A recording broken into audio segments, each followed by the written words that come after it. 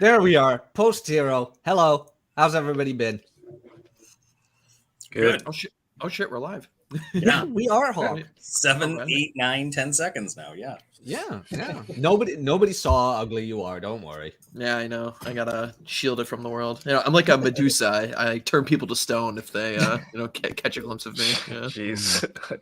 The avatar is not to stay anonymous. It's for protection. Yes, to protect the common people. Indeed. Says the man from Saudi. Jesus. There's a lot of layers to that racist joke, and I love it. Yeah, exactly. I was just about to say. Today, Yeah, I decided not to go through it because we need the monetization. Don't worry. As long, we're 30 seconds in. Apparently, we can drop an F-bomb now. From what I've seen with the terms of service, I'm not going to do it on purpose, but let's see where it goes. Today, we're going to discuss why men should get married, and Chesty was kind enough today to join us and be the devil's advocate on why men should get married after we've all been telling everybody why you shouldn't get married or even shouldn't want to get married. So, Chesty, if you please, why should men get married? Well, thanks for having me for one thing, and everybody remember that I'm here for my rhetorical skills, not because I necessarily believe everything that I'm saying, but one of the reasons why people should get married is that statistically they live longer. You actually have a better chance of living a longer, fulfilled life in most instances as a married person as you are as a single person. I'm not going to get into any specifics as to why that might be. However, that is the constant truism about marriage is that as a man, you live longer generally if you are married. Another reason to get married is that most men with too much time on their hands and no real direction harm themselves in society. And what I mean by that is that if you're married and you're doing everything that a normal marriage entails, you don't have time to get into trouble. Now, whether or not that's a good or a bad thing is a value question. But for the most part, married men are less inclined to commit criminal acts. They pay their taxes. They earn more on average than single men do. And they also, in most instances, have a better satisfaction of life in general. Those are just some of the reasons why, based on the data over time, of why you should get married. Another reason why people should get married in many cases, and including what the Bible says, is that it keeps your sinning close to home. And what's meant by that is that the proper state of man in the environment of Christ coming very soon is that you should be celibate. However, if you cannot be celibate, you should marry and have sex with one person so that you and her keep your sin apart from the rest of the world. This is stated specifically by Paul to his letter to the Corinthians. And as the Bible is the infallible word of God, we should take it as an absolute, and we should allow it to inform our lives on a daily basis. Another thing that my Christian brethren have brought up is that when we do get married, there is a propensity to have children while you're married as well, and that we have a responsibility to society in general to continue the species. And married people are more prone to have children than single people. So those are some various reasons why we should get married. I'd be happy to address any others as the argument comes up as to why we shouldn't get married. But from my own experience, from the experience of the very learned people on Twitter and statistics in general, these are just some of the very reasons why I would advocate for marriage. The only one where I have an immediate counter argument is they earn more because they spend more as well. Like they have to earn more. It's not like they get hired and the employer sees that you're married and all of a sudden your raise shoots up by 10 to 20%. So that's not necessarily a causation to anything. Well, I think that the sense of urgency that you have with an additional person in your household and other mouths to feed in many circumstances is why you end up making more money. I would tend to agree with that. It's not that marriage makes you want to earn more money simply for the reason of earning more money. It has more to do with the fact that if you don't, you may lose your only source of vagina and or lose your kids if you're not a proper provider. So again, that's another reason to get married too. If you're an ugly man and you have few options, you may get more sex within a marriage than you would without. So that's the whole solution to the black pill. Just get married, man. Jesus Christ, Chest. Hawk, after hearing Chesty's arguments, what's your opinion? Well, I mean, coming from my side of things, where I was, raised in a traditional conservative, very Christian background and such, the only one that really holds any water to me at this point would be, if you want to have kids, kind of deal for me. That's definitely where I'm standing on it at this point, because in 2023, what are you actually gaining out of marriage that you're not getting, just in a regular LTR? That's where I see things at this point. And I'm a guy who does want kids, and I grapple with this question, like, do I want to actually go down the marriage route at some point? But we'll cross that bridge when we get to it, so to speak. I'm not looking to get into the marriage game or the LTR game or the kids game for at least the next 5 or 6 years. So that's my opinion on the matter. Mm-hmm. Okay, Nuke, how have you been?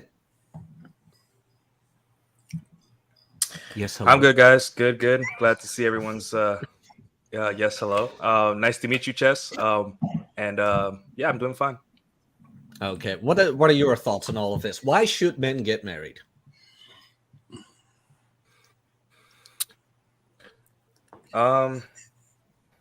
Should, right? I hate that word. Shouldn't. Here's a problem with the should men get married is that all I'm asking for, and I think a lot of young guys are asking for, is for people that are married, and just like Chess was talking about, like, sell it to us, like sell it, like become salesmen, right? For this, right? Because when Ben Shapiro, who's a huge dork, right, goes on and says marriage is good and marriage is good, and like, as a guy who's like rational, intelligent, sort of, maybe I'm like 85 IQ or something like that, right? And you say that to me, that's like that's stupid. It doesn't make any sense. Like buy this product because it's good. And it's like, you need to sell it to me. Like, that's the part that gets me, right? Because a lot of men want to get married, but they're just like, I just need it to be sold to me. And then there's this pretense too that young men are stupid, right? The average age on an aircraft carrier is 23. The most powerful weapon on earth, which is an aircraft carrier, which can destroy any country on earth within a week, right? With all the firepower we have on it, is run by 23-year-olds. So don't tell me that young men are stupid. They're rational, just like us. We're just a little bit more experienced. So when you fail to sell something that's really, that could be potentially dangerous to a guy, and they understand this stuff, what you're doing is two things. You're not selling it correctly, and you're implying that you're too stupid to know the difference, young man. You're too dumb to know that marriage is good or bad. Just do it, And it's just like, we need to start like giving young men the respect of, hey, you are a rational person, and if I'm going to sell you something, like, I have to sell you with good reasons. So like Chess was selling it to us, and that's what a lot of guys need if they're going to get sold this stuff, is a rational, from a religious perspective, if you're religious, from a financial perspective, but they're not. They're just saying, hey, get married, stupid, because you're a young man and you don't know better. And how's that going to convince anyone, right? Well, I mean, all of my reasoning leads up to the conclusion, however, of be like me, it works for me. And that's what you're getting with Ben Shapiro, is that I entered into a marriage regardless of how weird I am. There's at least one person out there who is willing to put up with my bullshit when I'm not at work, and that's his entire frame of reference, is that I managed it. I lucked into a marriage. Be like me, it works for me, and that's all he's offering to anybody at this point as well, is that look, I'm a sample size of one, a 5'4" Jewish dude who managed to get married. It doesn't seem that hard, but convinced his wife to get married. Well, that sometimes people say things like that just to couch things in softer terms. Like, whenever you hear married men talk about their wives in front of other women, well, like, I like to introduce you to my better half, or, a happy wife, happy life. If it weren't for her, I'd be homeless and drunk, just all that type of bullshit, where you're simply giving credit to the woman that you're with at the time for improving you as a person. Whether it's true or not is irrelevant. It's a social skill to ingratiate you to other couples, is all that really is. So whenever you hear people say things like that, it's almost reflexive. It's not even done with any type of thought. It's been ingrained into them socially for so long that the best thing to do is just to simply nod your head and go along with it and go, yeah, yeah, she's my better half. Women, am I right? Yeah, that's right. Yeah, sit at the fence and drink from your giant coffee cup. Yeah. That's King of the Hill style. That's the meme. So yeah, and right now there's a big football game in Texas, and everyone's watching it, and there's a lot of the football masculinity, Sunday football masculinity, where it's, and you see it. Like, I'm walking around and my neighborhood, and I see the guys at the restaurants watching football right now, and that their wives are so bored doing nothing, and they're just watching the game. And you could just feel like there's this disconnect between the genders in terms of like their expectations in a marriage. Like, a woman doesn't understand that men need to be left alone to watch sports, and the guy doesn't understand that you don't bring your girl to do masculine things. It's just a weird disconnect. It's so strange. Well, might I add to that? I am a bigger proponent of her not wanting to leave me alone because she's so into me. Where it's like, I'm the guy who enjoys. It's like, who's that guy? Why is he throwing it? You'd rather have that problem over the understood expectation that, hey, me time is me time. Okay, that makes sense. Gov, what are your thoughts on this? Well, my thoughts on it are, I am as a traditional conservative Christian as they come, but I also realize the risks involved in marriage, and I think that obviously anybody should make it a serious consideration. If you're wanting to get married, you better make sure it's going to last you a lifetime, and don't get yourself into anything stupid. Just because you're a man at a certain age doesn't mean that you have to get married at that very moment. And you're a man now, so you must get married and subject yourself to societal norms and everything like that just immediately, because everybody knows, even the people in the MGTOW community, they always talk about it. They always did when I was a part of it. It was don't ever get married for any reason whatsoever. But they also pointed it out that it was, just legal reasons, everything like that. About your biggest benefit, from what I've always been told, was, I guess, tax reasons. But this is something I'm not experienced with yet, obviously. But that's not even true anymore. Is it? Oh shit! I was actually going to ask that. Yeah. No. The tax penalties for being a single person were kind of taken out for the most part. The only things that you benefit from a tax perspective, if you're itemizing your taxes, which very few people do now that the standard deductions are as large as they are, you can write off student loan interest if you're married, and you can also write off interest on a home, mortgage interest if you're married. Those are two big benefits. Only if you're, like I said, using the standard deductions or itemizing and not using standard deductions. Excuse me. And but for the most part, like tax bracketing, before there used to be some benefit to combining your income and filing as married. But now if you file as single and you're half of that amount, your tax bracket's not going to be any different. So let's say you make 140 grand as a couple and you make 70 yourself. If you were to file single as 70 or married jointly at 140, the tax bracket's going to be the same. So there is no benefit to that. It's just that they're dividing it by the number of adults in the household, and it doesn't benefit you one way or the other. Yeah, okay, that's really interesting. That was one question I had, and I'm glad that I got that answered because I've always wondered that. I've heard all about it, and they say, "Oh, that's one reason to do it, not just to be accepted by society around you," as the trad cons put it. And I do not associate myself with those people. Now, I was going to say that earlier. I'm traditional, I'm conservative, but I'm not a trad con, if that makes sense. Right. Well, the Fifth Amendment allows you one protection as a married individual too. If you guys are committing crime together, your spouse or you have no obligation to testify against your spouse. So that's one benefit. Nice. So if you deal drugs together and you get arrested and your wife doesn't, your wife has no obligation to testify against you. Oh, that's pretty interesting. Let's see. They'll do that during the divorce. I wonder if that's going to save Pat Stedman's wife. I don't know. Well. Real quick, Juan Doe for the €2 super chat. Thank you very much, sir. Was Chesky pulling a cipher on us? Put me in, coach. No, don't worry, man. He's still on our side. He's just playing devil's advocate. I mean, it is his trade after all. But Dante, you had a pretty good point. Where was that? About where is it?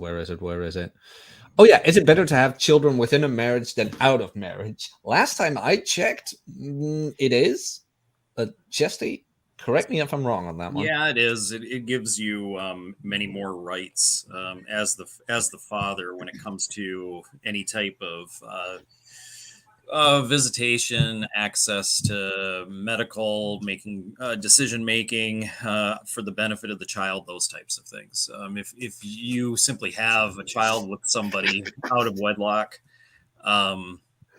what'll generally happen is that the other person will simply file for child support if you're no longer getting along, and you pay in, and you have very little, if no say so, because you're the non-custodial parent at that point when it comes to what type of school they go to, what type of medical treatment they get, those types of things. So there are benefits to having kids within a marriage, because then those items, if you end up splitting up, become part of the divorce settlement, and they have the weight of any contract at that point. And if they're broken, you can go back to court and sue your ex or whatever for more visitation, or however you want to work that. But yes, having kids inside of a marriage, it does two things, to be honest. I mean, the legal aspects that I just spoke about, and it also, for the most part, people are still psychologically against bastards. Yeah, having kids outside of marriage, right? And they have a certain stigma that's attached to the kids. It's not their fault. And if you were to be married and have those same kids, none of that social stigma happens. And won't somebody think of the children? This is kind of the argument here, but at the same time, if you do like your kids, it places less of a burden on them to have both parents in the house, both from a psychological standpoint and from a upbringing standpoint. but also from a social standpoint, because, you know, when they ask things like, well, where's your dad? You know, well, I haven't seen my dad in, you know, 8 years or whatever, that never plays very well with the other parents, especially the parents who are still together. Okay, neat. Good to know. Mish, since you have 1,000 So- wives, what's your opinion on this? So I'll go back to something Chesty said in the beginning of this show. It's where it's a religious thing. So Islam and Christianity, they go along side by side on the marriage thing. Prophet Muhammad, peace be upon him, he said once a boy hits puberty, you should get him married, or so to speak. And he basically told everybody, if you can get married, get married. If you can't, just fast. And he meant by fasting is like fasting from food, fasting from looking at women and everything, because how men are. And if you should get married, I'm gonna go with Nuke on this one. Like, should is a very strong word. The current situation, where most men, they don't know better, they will just marry the first chick that would touch their pee, basically. That's where the word should, it's gonna screw them over.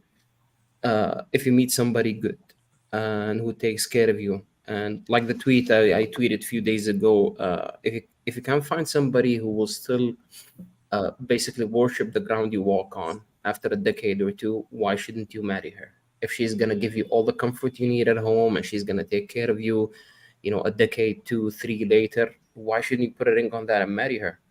Like, there's nothing stopping you from marrying a good woman. And if somebody's afraid from being divorced or like divorce raped, it's mostly, like, from my own point of view, it's the man's fault. They got either lazy or too comfortable, and the woman, their hypergamy just kicks in, and they just want to get out. And, like, put yourself in her shoes. Let's say your wife gets super fat, she gets ugly, and all of the ugly stuff that comes with somebody not taking care of themselves. Would you be looking at other people and you want to get out of where you're currently in? Mm-hmm. Yeah. So I mean, but that works. That works on the guy as well. I mean, a lot of people shit on women where it's like, oh, they instigate divorces and this and that. And I'm a bigger fan of the argument than saying, yeah, but have you seen the average guy? Like, can you blame her? yeah. Like, exactly what I like think. not to shit on my own team here. I mean, go men. But in all Yeah. honesty, like the average guy, I mean, No, I can mean, you blame her? I don't blame, honestly, women for divorcing guys, because most, like, I don't have a statistic. I would say from the majority of people I see, they look like shit. They don't take care of themselves. The basic hygiene stuff. They don't take care of their bodies. They're just happy with what they have, and they think, okay, life is gonna be amazing because I got married, and they get lazy and they gain weight, and they lose hair, and they don't take care of themselves. And then the woman is like, why am I going to be staying with this lazy man who's not taking care of himself? He looks ugly while he's naked, basically, and he doesn't do anything at the house, and he's just providing money by the end of the month, paying the rent or whatever. And she can do that. And nowadays, a woman can work and she can take care of all of that, and she can find whatever man she wants. Ooh, Chesty, I would love to have your opinion on this. The whole money argument, where it's like a great reason for divorce is because of financial issues. But I can't help but think that's more of an insecure. And I hate saying this word, but hear me out on this one. Please hear me out on this one. It's that the man who makes it an issue that she earns more because he doesn't feel appreciated for the worth he brings into the marriage, referring to Ian Ironwood's praxeology of the dominant male. Yeah, I mean, I would tend to agree that this is more of an expectation issue from the beginning of the relationship that's kind of been turned on its head.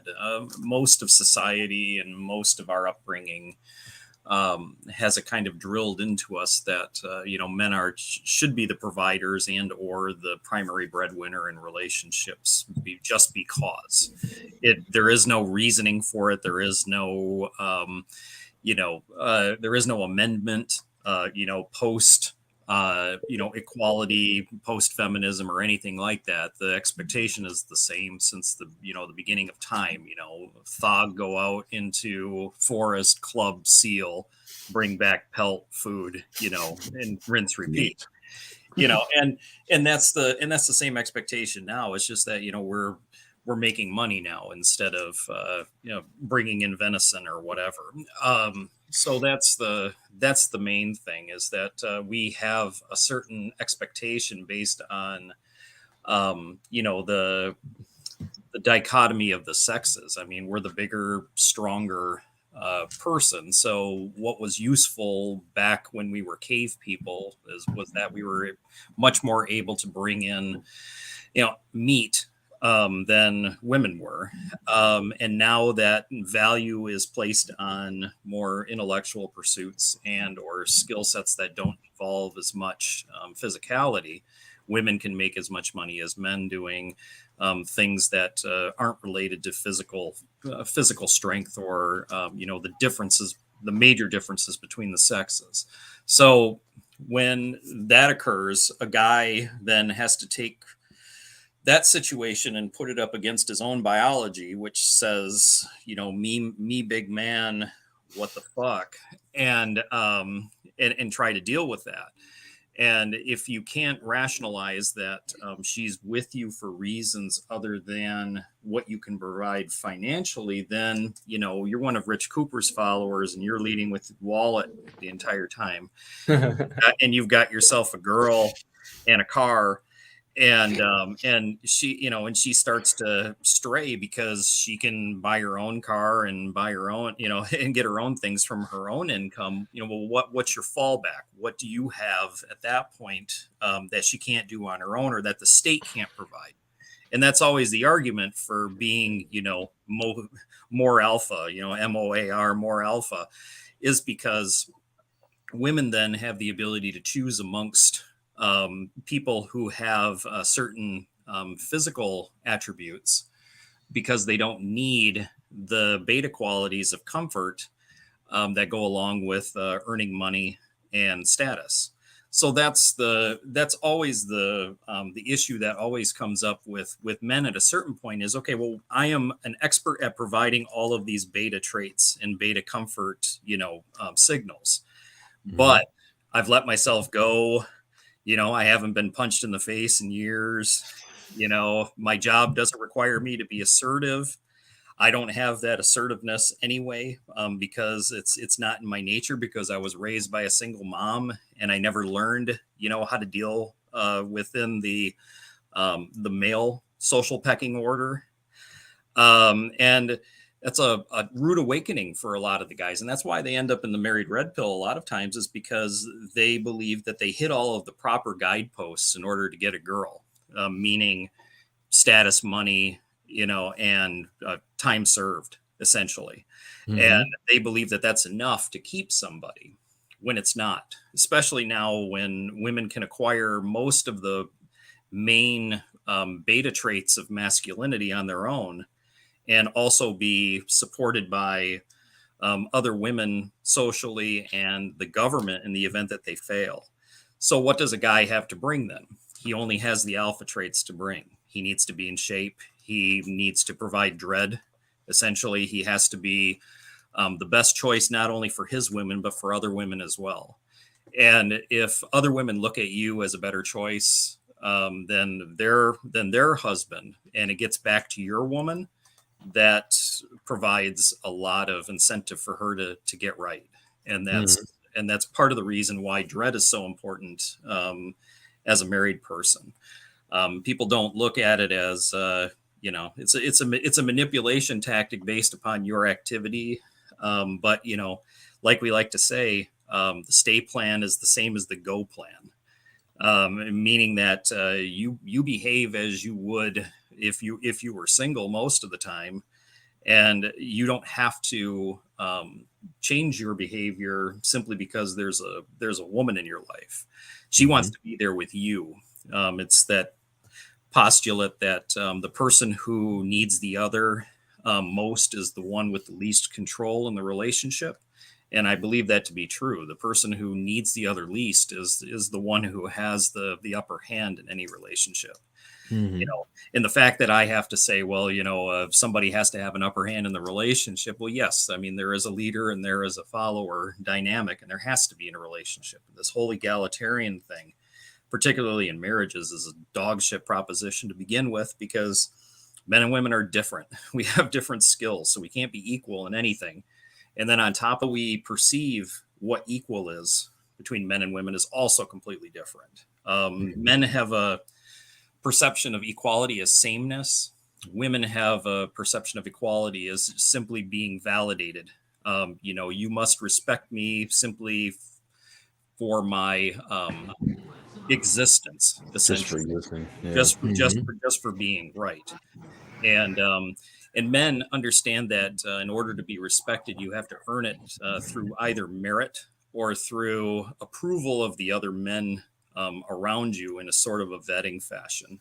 That's why we're in gangs and motorcycle clubs and women aren't. So that's my view on it, is that money doesn't really have anything to do with it. It has to do with whether or not you can still provide the vagina tingles through dread and other means by being yourself within that relationship. You know, if she's relying on you, on your wallet, and you're relying on your wallet to keep a relationship together, that's a very, very tenuous thread, because people can lose their health and a job at any time. And it won't last long, honestly. Well, I think also we should kind of change the metric of what a successful marriage is. Like James Sexton said, if you were married for like 7 years, and during those 7 years you had a pretty good marriage, you had good kids, and then after maybe you got a divorce, but it was amicable, and then the kids, she's still a good mom, she's a good mom to your kids, but it just didn't work out between you two. That's still, to me, that's still a successful marriage. You know, like outcome independence. Like everyone wants to be sold forever, but like if you can have children with someone, and then at the end of the day, one of the things that makes a marriage successful is that the children turn out productive members of society. So if I were to get married to a woman, and then 8-9 years in, she's like, I don't want to be with you anymore, and it's an amicable divorce, more or less, right? And she's like, you can see the kids whenever you want, you know.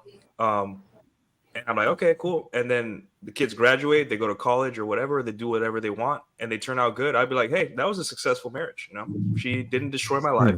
She's a good person, apart from you know, me and her not getting along.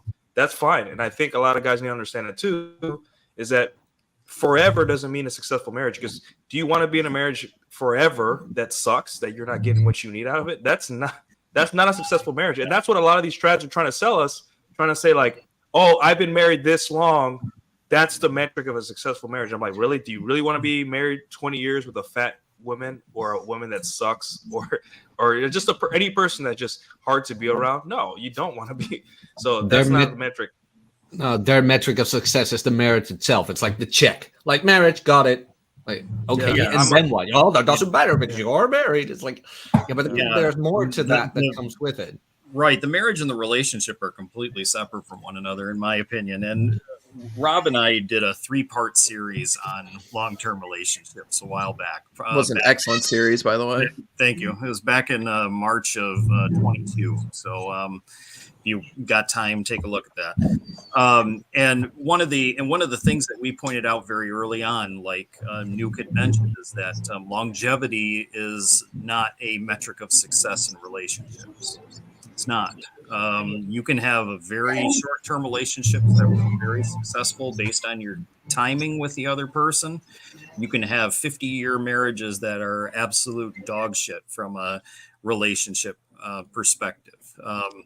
Because what you want out of a relationship, for one thing, is the expectation that you go into the relationship with. And some guys go into the relationship thinking, oh, this is awesome. I've finally pinned down a person who's going to have regular sex with me.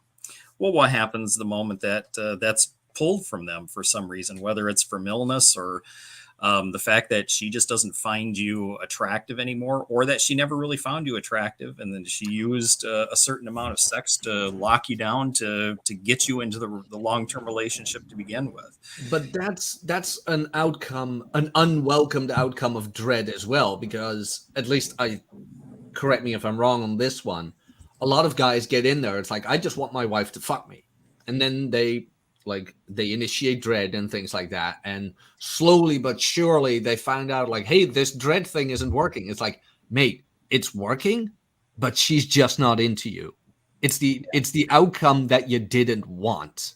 Yes, I mean, that's the thing. You employ a strategy. It's either an on-off thing, a thumbs up, thumbs down when it comes to that. I mean, you're either getting laid or you're not. There is no in between. And part of what you're talking about is the expectation of an outcome. And they think that if I'm going to dump all of this work into this, that's the covert contract of life, man. I mean, you expect all of the work that you've put into whatever it is that you endeavor to have a positive outcome as to you after a certain period of time. We deal with sunk cost fallacies all the time when it comes to, investments or time spent on video games, whatever it is that you want to do. I mean, sometimes you're just not going to get past that final boss. I mean, you're just aren't good enough, and it doesn't mean that it's an indictment on you necessarily. But because you spent time on something doesn't mean that you deserve anything. And a lot of people don't understand that. It's like, well, I tried to hone my craft as a professional basketball player for the last 25 years, and the fact that I'm 5'11" should not stop me from being the starting center for the Lakers.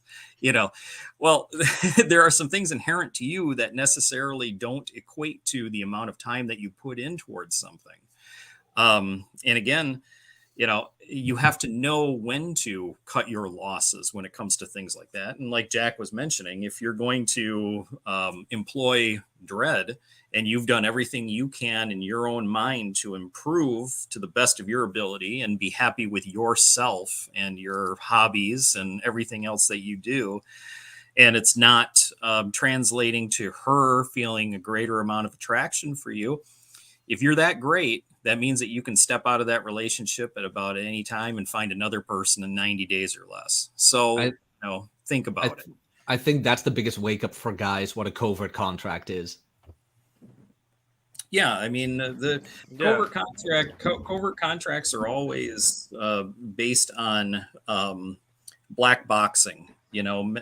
Guys like to think they're problem solvers, so they can throw all of this effort into a system and expect an outcome to pop out the side of, the box. And it doesn't work that way, particularly with people, because people, are not controllable that way. And you can't make anybody feel any attraction or, desire for you. That's why I've always said that if you don't maintain genuine desire in a relationship, it's not going to last in a way that is meaningful for both parties. You can sit around and be, roommates with one another for years, or be parents, for years. But your relationship as you intended it to be is probably dead. If you're not having regular, passionate sex. I mean, that's just the truth. The sex is very, very important to the relationship. In fact, I believe it's the bedrock of all relationships.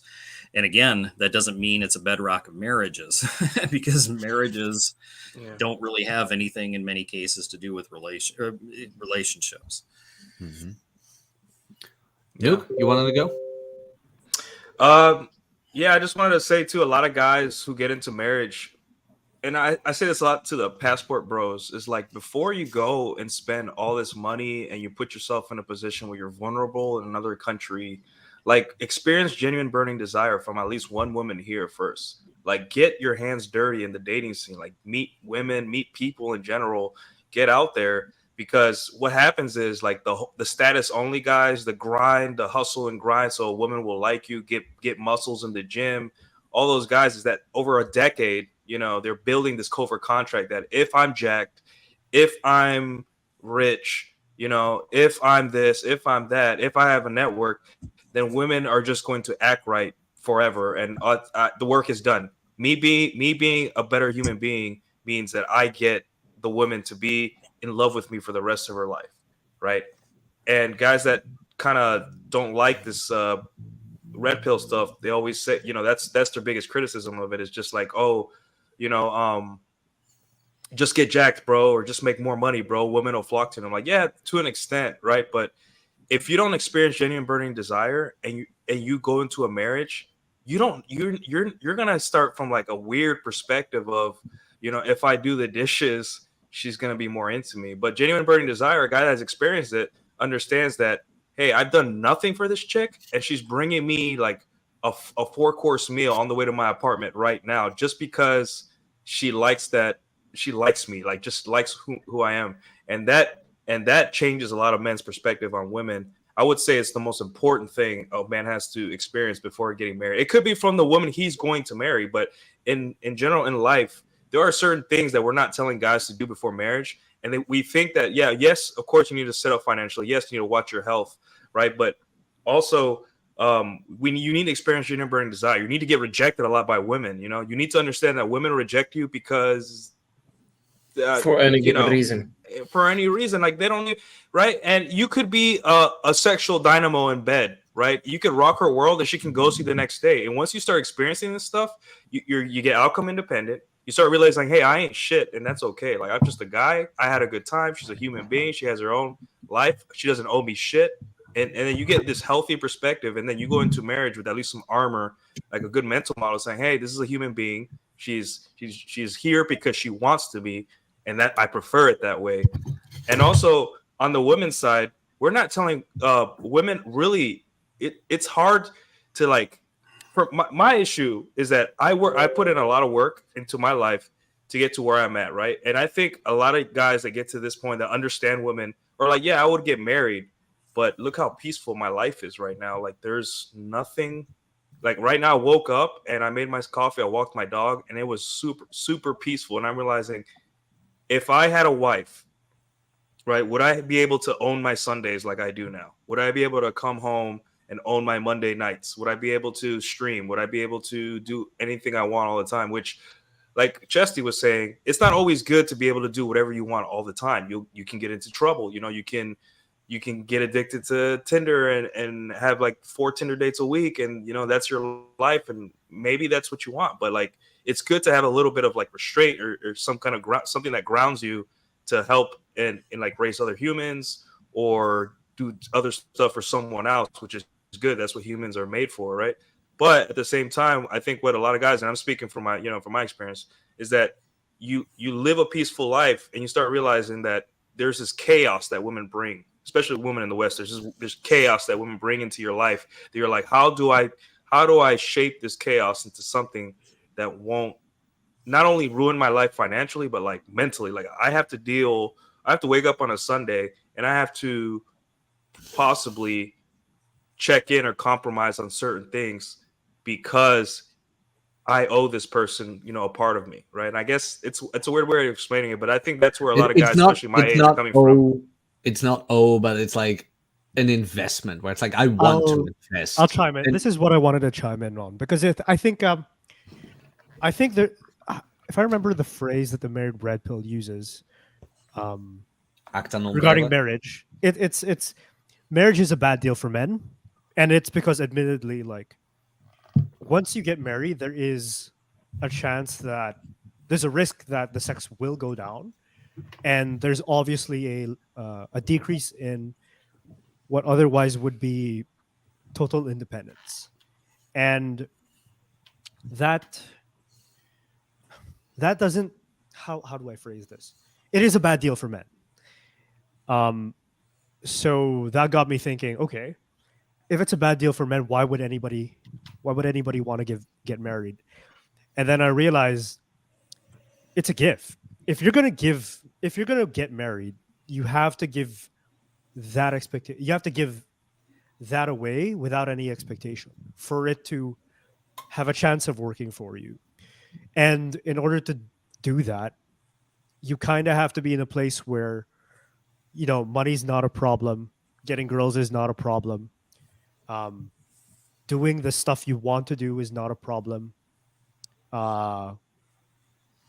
Like, basically, you're in a life situation where, sure, I'll get married. Sure, this girl's been good to me. I'll get married. And you're not coming from a place of, I have to get married because XYZ. There's a like, I disagree with marrying for the tax benefits, honestly, because I think that's because I think that's you're using marriage as a tool for financial benefit, for an end that's not, not you giving that away, because I have a really good life and I have so much to give, and this is what I give the people who are good to me. And but the problem with most guys is that they're not at that place, right? And in fact, they get into marriages not knowing the risks, not knowing that they have to set their life up this way so that marriage becomes a worthwhile thing for them. And that's why when you ask a guy why get married, it's a very personal question. In the same way you ask a girl, why did you fuck that guy? They'll give you a bunch of reasons, and they don't really know what it is. And I think it's the same for guys with commitment and marriage. Yeah, Dante, the general proposition on why men get married and why marriage works for some guys is because the other person provides value. Whatever you determine value to be, okay. Some men feel that, domestic stuff is value. Some feel that having a person in your corner, a ride or die when it comes to us against the world, whether it's making money or causes of any kind, that provides value. Being a good mother to kids, that's value add. I mean, that's not something you can really do yourself. I can't breastfeed baby for sure. Well, yeah, right. I'm not even talking about just the mechanical parts of it. I'm talking about just the fact that, you can't pursue everything that you would want to do, with your career or with your hobbies, if, you've got the baby Bjorn, strapped to your chest the whole time.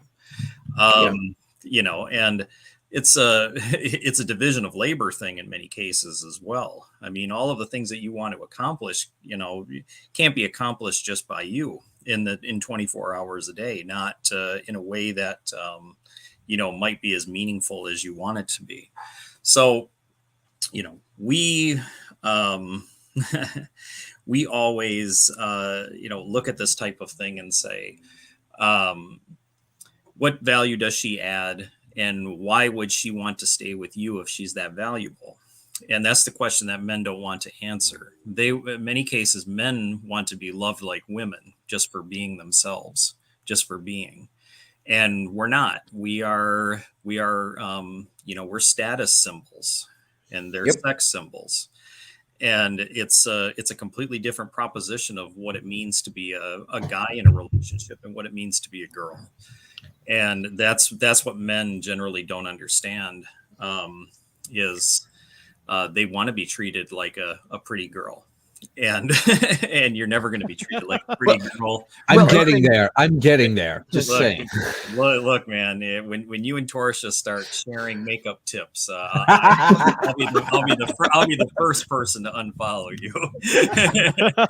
Well, to your point, Chest, I think there's a lot to be said there as well. I mean, talking about marriage and from the whole traditional conservative background kind of deal, they have this expectation that.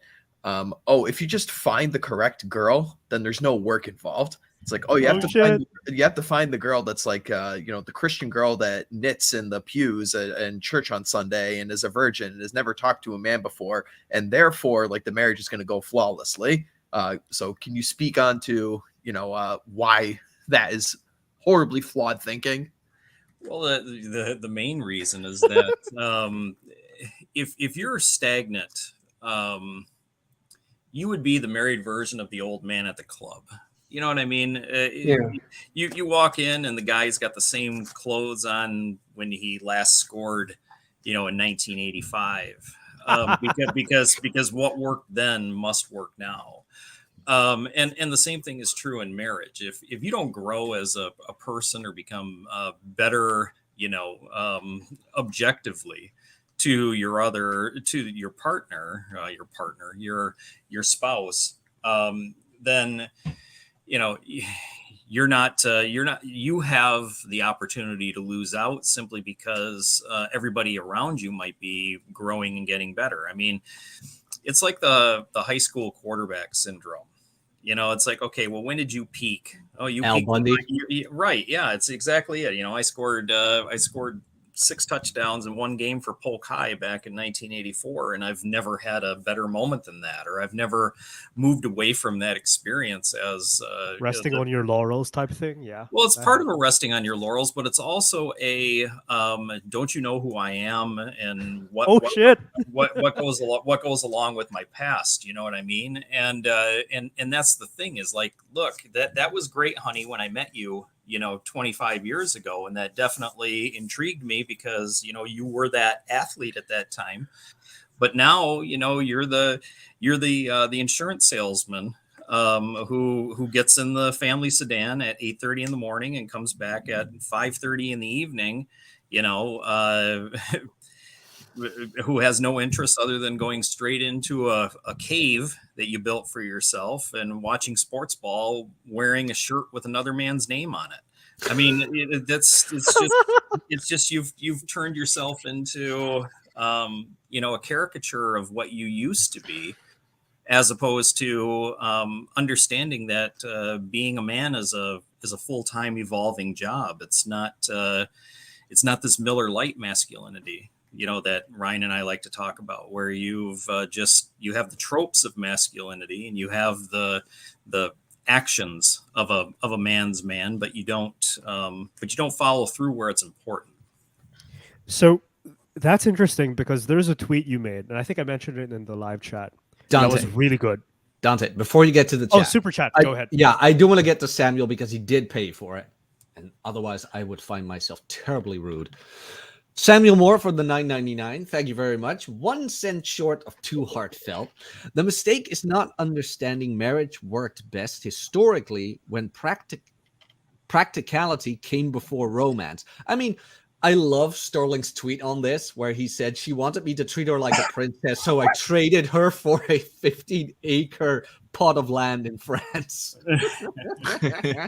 It's like, hey, that is what princesses were used for. Question to the panel: what recommendations would you have for someone building a channel from zero?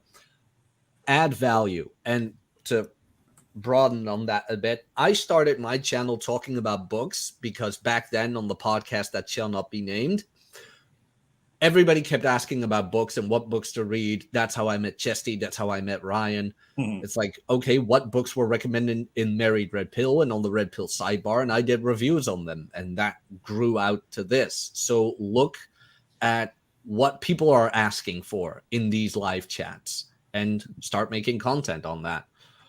Anybody want to add to that? Collaborate with people who are good. That would be one of the things that I would recommend.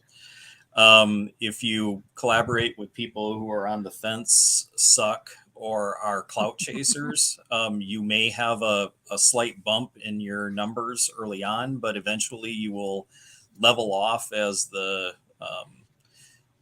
people that you attracted in the first place move on to the next,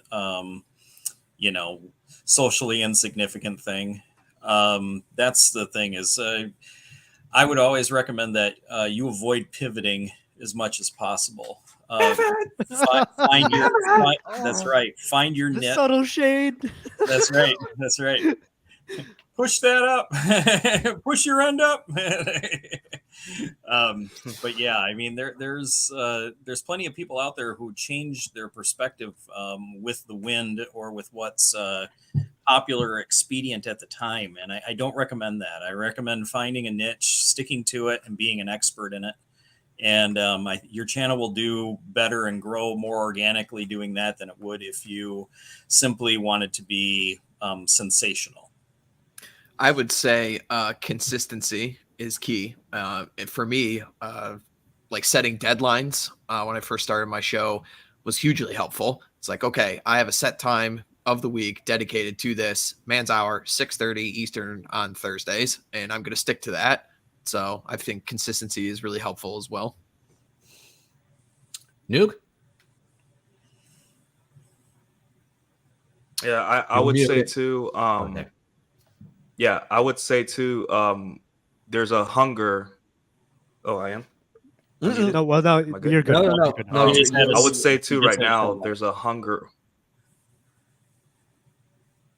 I would say too. There's a hunger now for like being human and being seem like an accessible person, because a lot of people online, like YouTubers and all this stuff, they want to be celebrities and they're trying their hardest to be celebrities, over the top. Look at my hose, look at my lifestyle. they push their lifestyle first and then the content second, because they think that their lifestyle is what legitimizes their view on life, whether it be a channel about getting women or a channel about fishing. Like, it doesn't matter. They think that their lifestyle legitimizes their view, right? But if you come with this human perspective of what you're doing, you're not gonna get, like Jesse said, you're not gonna get like a spike in followers really fast. But what's gonna happen is that your followers are gonna be really good followers. You're gonna have like people that you're like, hey, I would hang out with this guy in real life, or this guy's pretty cool. I would meet up with him if he was in town. And that's something, is like, you got to make a choice, right? Like, do you want to be the bombastic guy that's clout chasing, and just because I see some of these streams where these guys are like well respected in the YouTube space about like women and all this stuff, but then I see them, and then I'm just like, what are you talking about, dude? Like, you've been rambling for 20 minutes, and all you're doing is like you're self-aggrandizing yourself. You're like you throw shots at people, you do all these things, but I wouldn't never want to hang out with this guy, right? Just be human, accessible, and just be a cool dude, a regular cool dude, because everyone's tired of these influencers. I promise you, they're exhausted from them.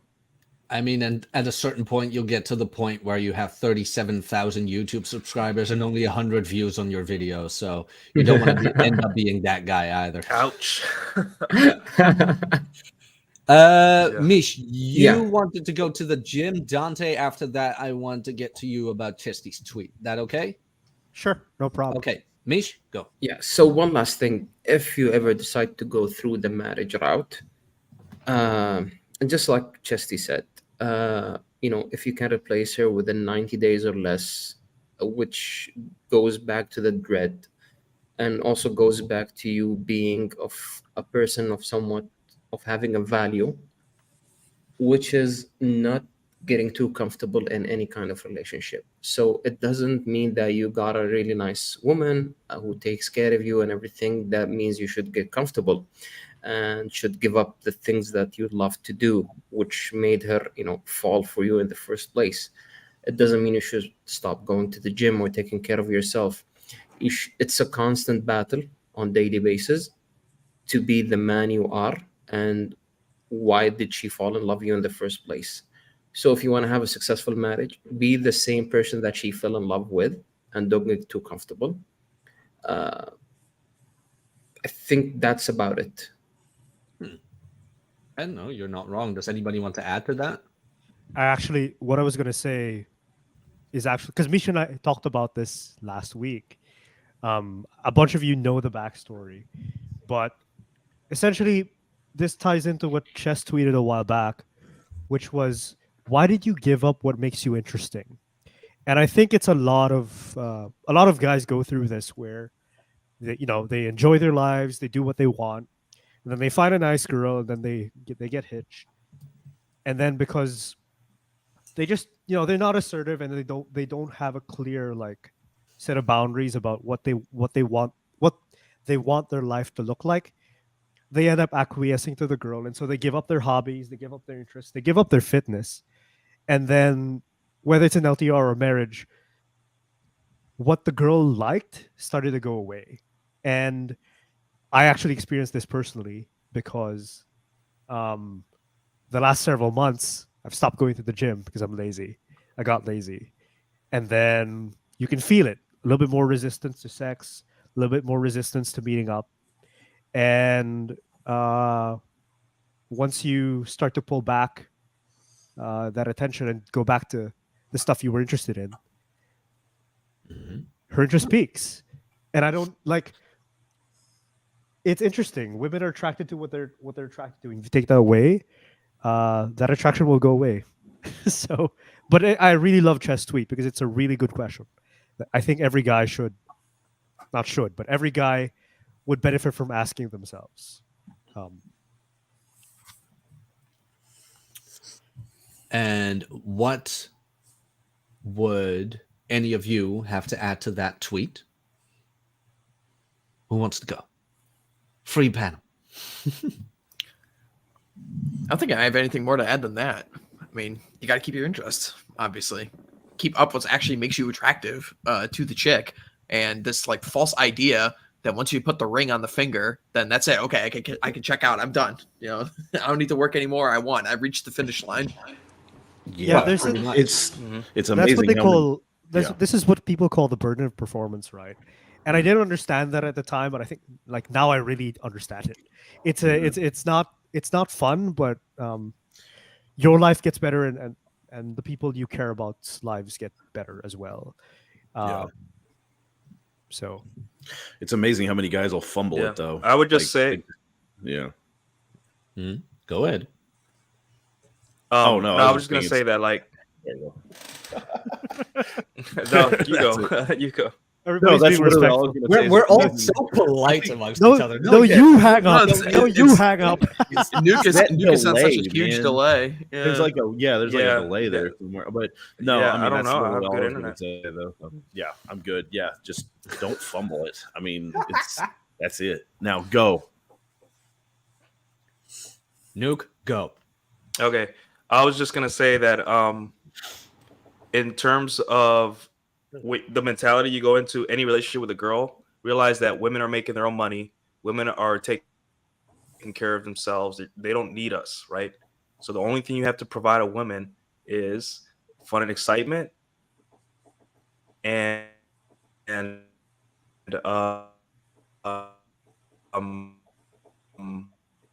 genetic material, right?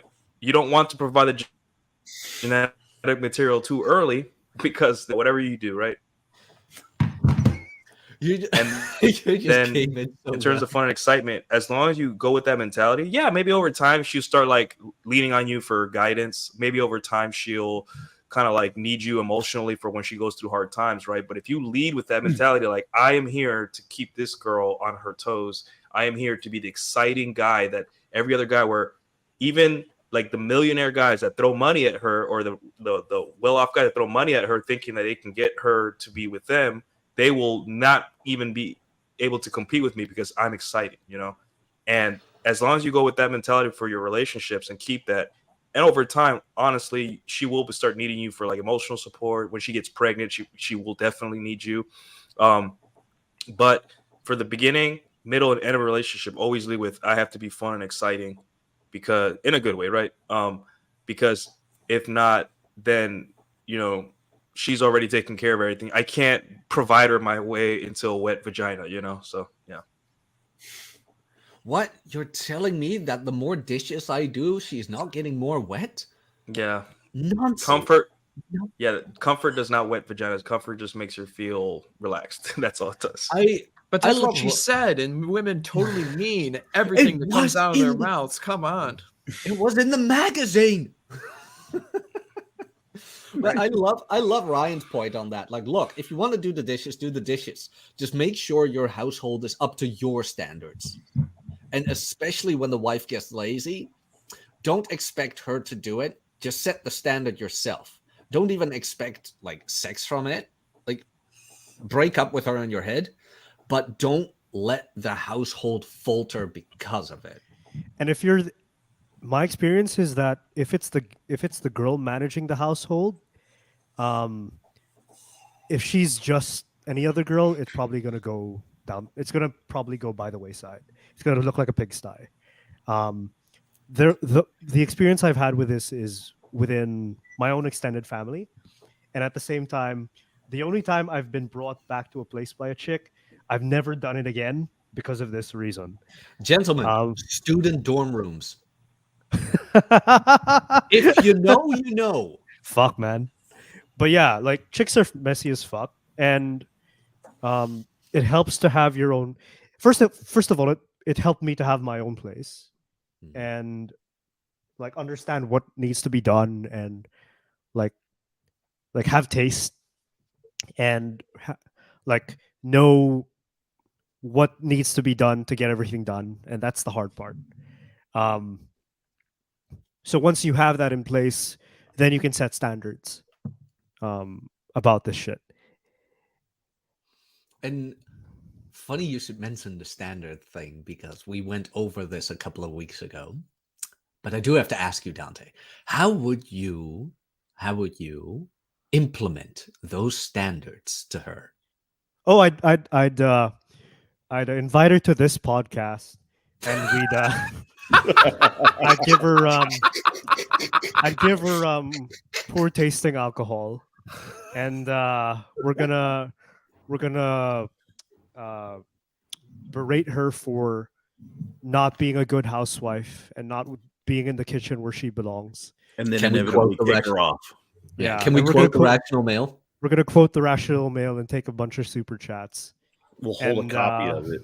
and- No, the way I do it first is I do it myself first. Like I'm not gonna tell a girl to do it a certain way I want it done if I can't do it by myself, right? If I can cook as well as I do, I'm not gonna expect her to do any better or at the level I expect her to, right? The second thing is there's also a lot of teaching you have to do. You also have to gauge receptiveness, and that depends. But once that receptiveness comes, you're going to have to do a lot of hand holding and teaching. And then I learned a bunch of this from Bull Rush, because this was a particular concern I asked of him. Like most girls don't know how to cook anymore, and if a girl wants to be with me long term, I'd like her to cook. She doesn't have to. Like, I'm a pretty good cook, but I'd like her to cook. So once a girl decides to express that interest, then I'm gonna have to teach her, and chances are they'll be able to do it. But that's how I think about it. If I want to get a girl to that place. Well, just tell her that she doesn't do X as well as mom does, and see how that works. Okay, that's. I don't know how well that will work out in my case. This makes you a Well, bad mother, yeah. you know. Yeah, your mom, you don't Well, smoke cigarettes and drink as the well problem, as mom like does. to go off what Dante was saying. It's like a reversal your mom joke. Well, I know, right? but it only works for Jack, though. I Unfortunately. know. Oh shit! That was the whole setup for it. I Uh-oh. told Wait, him, wait. that won't work in my case. What did Nuke want to say? We got to give him about 10 seconds. Yeah. All right. I was just gonna say that. Okay, so for more experienced guys, like guys that understand women a little better, I would say another reason that we don't want to get in like super long-term relationships or marriage is that the amount of training you have to train the modern women today to be a good wife, girlfriend, right? And I mean training not in a dog whisperer kind of way, right? I'm training like, A little bit, but not really. I have to explain, like, here's something. Like, I was on a panel show the other day, and I was telling the women, like, hey, when I walk through the door, let's say I had a stressful day, and I walk through the door, what's the first thing you do? Right? They're like, oh, come to you, ask you what's wrong, you know? And I'm like, no. You leave me alone for 15, 20 minutes. Let me gather my thoughts. Let me, grab a drink of water from the fridge. Let me, stare outside the window. And then you let me come to you with that sad night. gut music. Yeah, maybe that night I'll be like, hey, yeah, this happened at work. It's no big deal. But like, and then the cooking thing, Dante is like, well, women don't know how to cook. Like, listen, I learned how to cook every dish with a 2-minute YouTube video, and I pause it whenever I have to chop stuff, and I keep going. And I make that recipe 3 times, and it's committed to memory. And it's just like teaching somebody to cook. That's like people like, how do you not know how to make at least 2 or 3 recipes? As an adult, like you should know 1 or 2 things. And it's becoming this point where like. Go ahead. I'm gonna let Noob finish his point. Then I'm gonna just chime in on that. Why don't people cook? Okay. Yeah. And then there's so many things like, hey, in public, been like, I'm shocked at how little people skills and boyfriend skills they have and how to deal with me. And I have to tell them like, hey, this is what you're supposed to do in this social situation. Hey, listen, you cannot play 3 times a week. Listen, you can't, when we're in the car, you can't like, do this or do that or block. And eventually you're just like, now not only am I have the financial burden or opportunity cost of being able to be alone and own my Sundays and own my weekends, and now I have to take this human being who was not trained well by her parents or her last boyfriends who had no boundaries or anything. Now I have to tell her the basic like, hey, you can't eat Chick-fil-A 3 times a week. You have to go walk in the morning. You have to walk once in a while. You can't be in front of screens all day on Twitter posting about I hate the red pill. Like, you can't do that. So, yeah. No, I was just going to say that you had described, what it takes from an intellectual firepower standpoint to learn how to cook, and admittedly, it's not much. There's just there is just a generalized lack of desire to learn, and not only that. What makes it worse is if they don't want to commit to any of this, domestication in some way or another. It just shows that they don't respect you enough to want to learn. And that's a real shortcut to where you can just basically say, hey, look, this isn't going to work out. My expectations of somebody that I'm going to be with long term is that they be able to take care of themselves in a very basic way, including cooking. The fact that you make enough money to drive to Chick-fil-A 3-4 times a week, it means that you're capable of making money, but it doesn't mean that you're capable of taking care of yourself. And if I don't want to be a parent on top of being, your long-term steady or whatever you want to call it.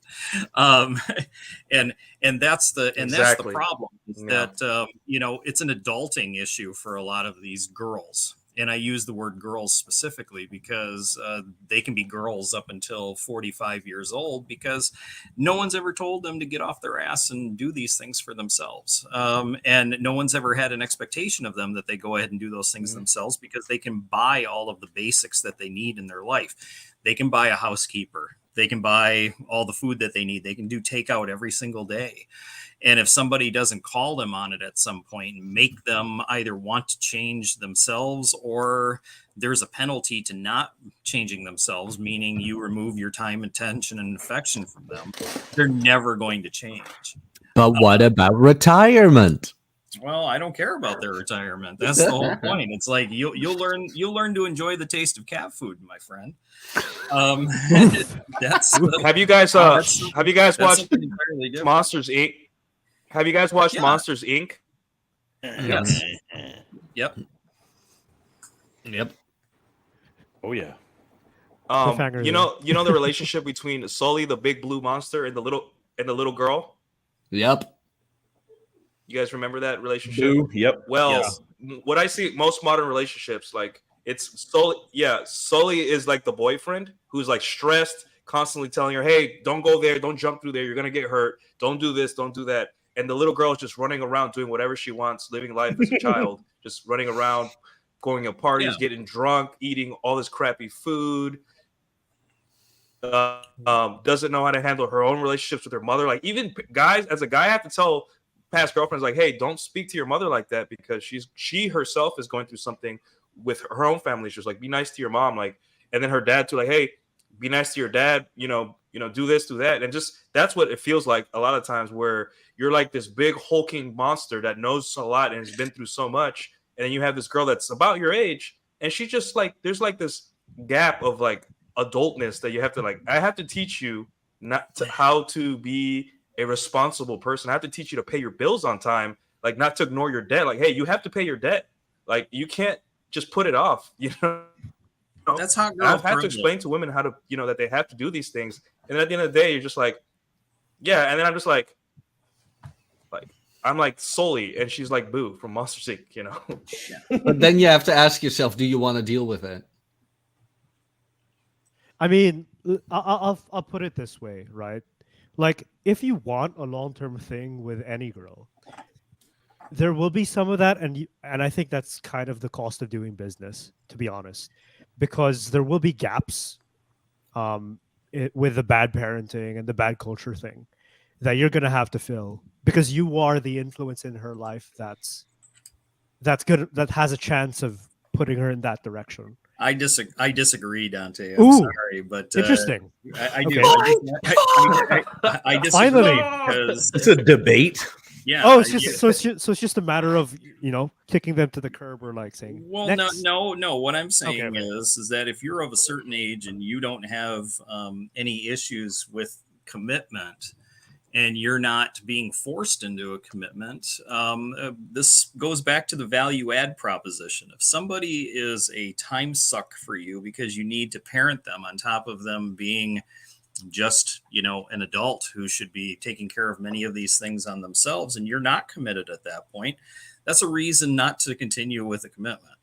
Okay, that makes sense. I mean, be the type of guy who is a value add, and respect yourself enough to know that this other person isn't going to at a certain point change enough to be a value add in your life.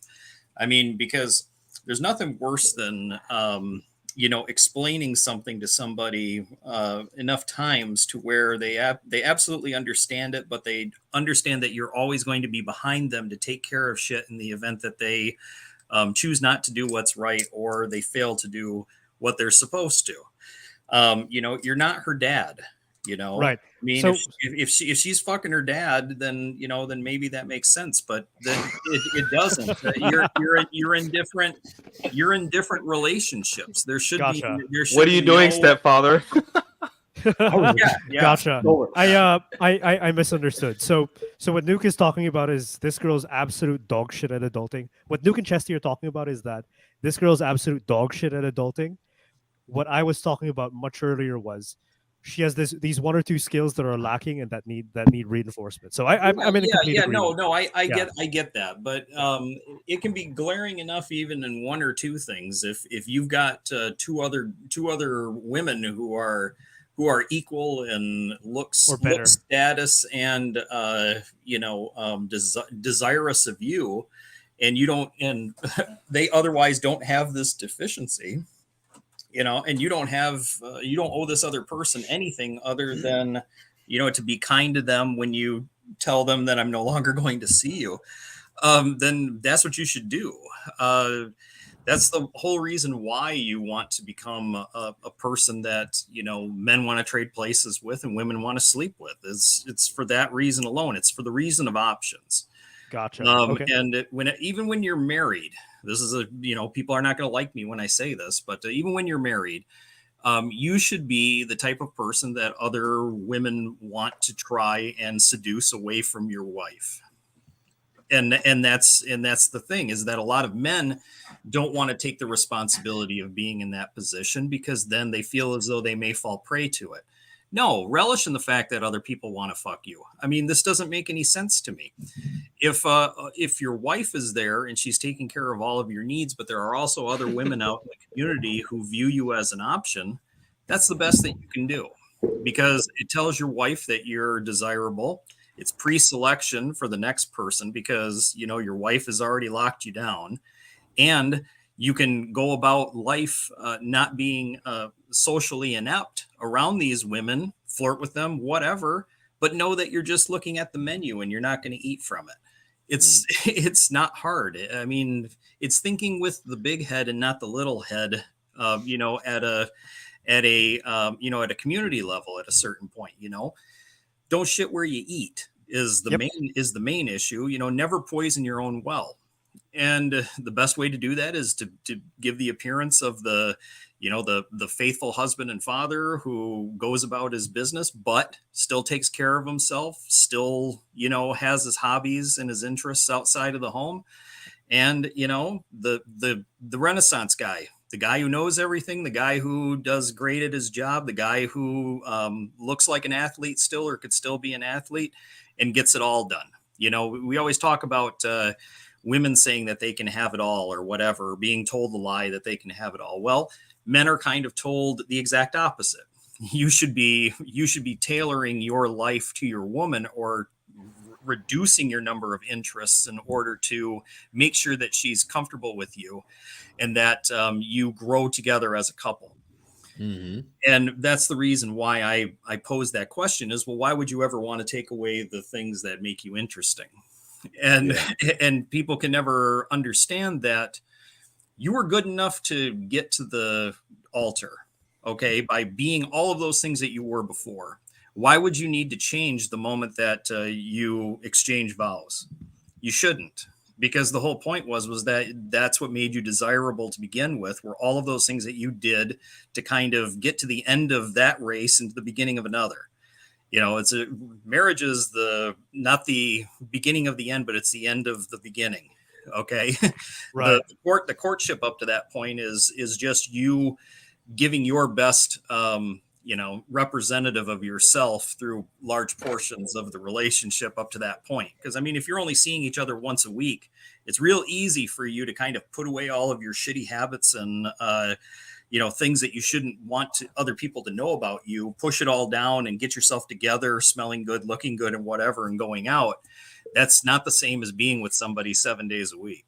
And if you're really on top of your game, if you're there 7 days a week and you're still the same person consistently that you were at the beginning of the marriage or better by that point in many aspects, then that is the person who's going to, you know, have a successful long-term relationship. Boom. Yeah. I think that's a good ending. Oh, I love this. I love Yep. this. Yeah. Mm-hmm. Guys, thank you very much for hanging out with us today. Chesty, thanks for making the time again. Really appreciate that. Going around the panel, where can people find everybody? Nuke, where can people find you? We will wait. give 'em You some guys time. can find me on Twitter, Galileo Nuclear. I put my link tree in the chat. You guys, I have Patreon. I'm doing posts on Patreon. And yeah, guys, follow me on YouTube, subscribe. Yeah, that's it. Okay. Hawk? You guys can find me at my own channel. Man's Hours on every Thursday. I got Aaron Clary and Chad Elkins coming on this Thursday, so that'll be tons of fun as always. And you guys could check out my company, the Old Glory Club, for all of your Americana stuff. I posted an article on Friday on Teddy Roosevelt and American conservation, so you guys can go take a look at that if that strikes your fancy. And thanks for having me on as always, Jack. This is a fun time. Small effort. Chest? Well, you can find me shit posting on Twitter for the most part. I used to do a lot of writing in the Married Red Pill, so you can find a lot of that writing in the trp.red archives, and also still on the Married Red Pill on Reddit. I appear maybe once a month on different podcasts for whatever various reasons to get either attorneys or married persons or a blood red perspective on a particular issue. And but other than that, I am, like I have in my Twitter, I am a nostalgia account. Nothing new posted since August of 2022. I mean, sometimes you just don't have to add anything. where it's like, guys, I have written what I wanted to write, and if you need anything, you can call me. Like I always do. It's like, hey, I'm not gonna read all that. Just come on my show. There you go. Refer to my sources. Yeah. Gov, I put my links in the comments. That's where they can find me. Copy and paste those links. That'll make it easier for you. I'm mostly on Twitter right now. Still haven't done any streaming or content that I want to on YouTube. That's still in the works, as I always say. But Twitter, yeah, definitely. You'll find me there at least. And I'm about to break 500 followers. Come on now. There's my slow burn right there. So nice. Congrats, man. I think by the end of this week, maybe I'll hit that, and then I'll just keep going. If I can hit it to where my, to my Tumblr levels of thousands of people, that'd be cool. But I want quality, not quantity. So I'm all about having, cool people following me. So, oh yeah, it's worth it. It's worth it, man. If you're cool, follow me. That's about what I say. Subscribe and follow me if you're, cool enough. So. I mean, I've been at this for 4 years, and I just broke 3K. I mean, some people break 100K in a year, but I mean, I'd rather, like we were talking about earlier, that is exactly a lot of the points we brought up were where I was going to say, yeah, quality over quantity. I'd much prefer good quality anything over too much of something that's bad quality. And I like having necessity as a virtue, so a little bit of a cell phone there, but who cares? Dante, where can people find you? Don't find me. I'm busy. No, I'm kidding. Okay. Go ahead and follow me on Twitter. I should post there. Sometimes I post on Substack. I put the links on Twitter. Sometimes I post on robsays.net, which is Rob's blog. And sometimes I'm in the live chats of either the Digital Ryan or the Ryan Stone channels or Jack's channel or a bunch of y'all's channels. I think I'm the least serious of the panel at the moment. So, yeah. Are you? You have a great Substack. Not gonna lie. I just write what I'm trying to process, and whatever gets out there gets out there. That's how I think about it. I don't know. That's debatable. I mean, look at my posts and look at what I have behind me. Am I that serious too? You are a connoisseur, sir. That's correct. That is exactly right. Take that seriously. Take that to the bank. Guys, you know where to find me. Hit the like, subscribe if you haven't, comment down below your thoughts of this show. And if you want to support the channel, you can become a member. You might have seen yesterday, I posted the 15 lessons of the Book of Puck. There's an entire book of that, and it's free for people who become a member. So click the join button and get that. And if you want to get your fitness life in order, help me help you. I have a spot open for the Personal Accountability Program. Go check that out. Again, guys, thank you for hanging out, and we'll see you next time. Cheers.